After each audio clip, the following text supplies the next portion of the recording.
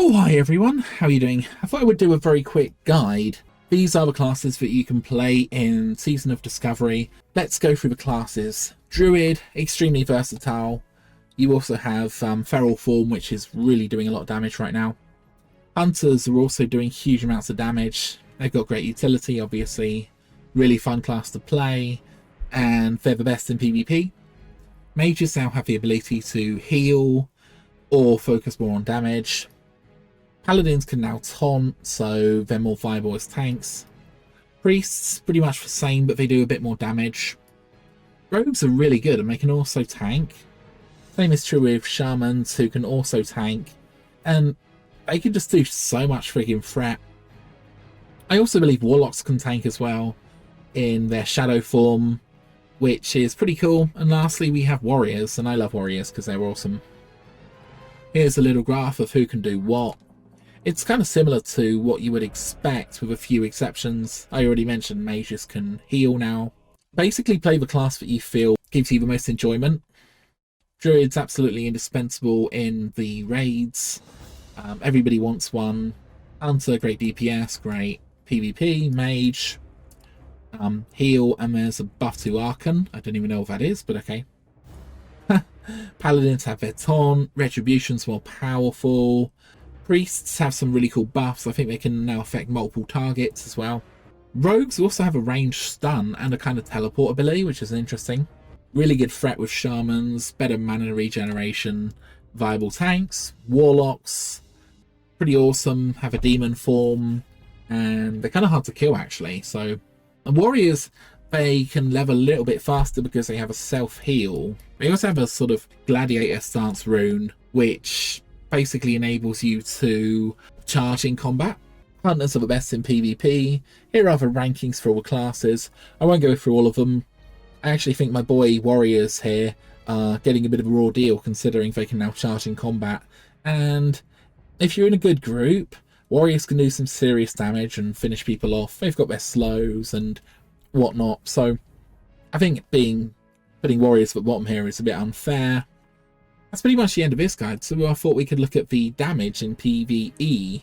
If we start by looking at the max damage that any class can put out, Warriors 100% at the top. Warriors are absolutely rocking Black Fathom depths. Then, apparently, according to this, we have Fire Mages, Feral Druids, DPS Hunters, DPS Paladins, Rogues. If we look at the median, which is sort of the average DPS, Rogues are actually at the top, then Hunters, and then Warriors, and then we have the casters and whatnot below that.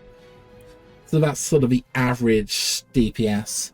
Again, I'm not surprised that Warriors aren't at the top because they are so gear dependent. Frost Mages at the bottom, unfortunately. Yeah, Feral Druids are doing fairly well as well, and like I say, they have the sort of Wind Fury buff type thing. As promised, I've created a new Hunter character. I actually have a plan to go level working and to basically get leather working on my main, but I'm gonna harvest the leather on my alt, and I kind of want to get the gloves possibly. There's some really nice gloves. If you get up to a level 100 in leather working, you can get some freaking cool gloves which give you bonus hit, which would be very nice. I also want to kind of record it. Anyway, I'm going to look at characters briefly. So orcs have a sort of enrage ability which reduces the amount of healing that you get pretty substantially, but also increases your DPS by a lot. Undead, immune to fear and sleep, so that's pretty good. Taurens have War Stomp, maximum health increase, and they also have a much larger hitbox.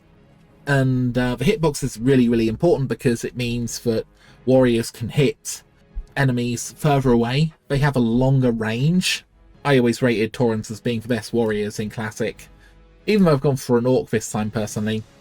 Trolls have got a bit of regeneration. They also have Berserking, which is really cool because it gives you in attack power and casting speed.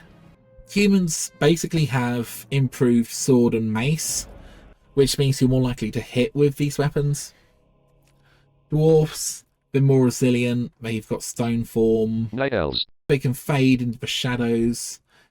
Increased dodge chance, and it's better when they die because they actually have wisps. Is probably going to be a bit of an advantage in world PvP because it means you can res up more quickly. Lastly, the gnomes can escape from things. I personally think Taurens are my favourite, just because they're so freaking cool, and I really like cows, I don't know why.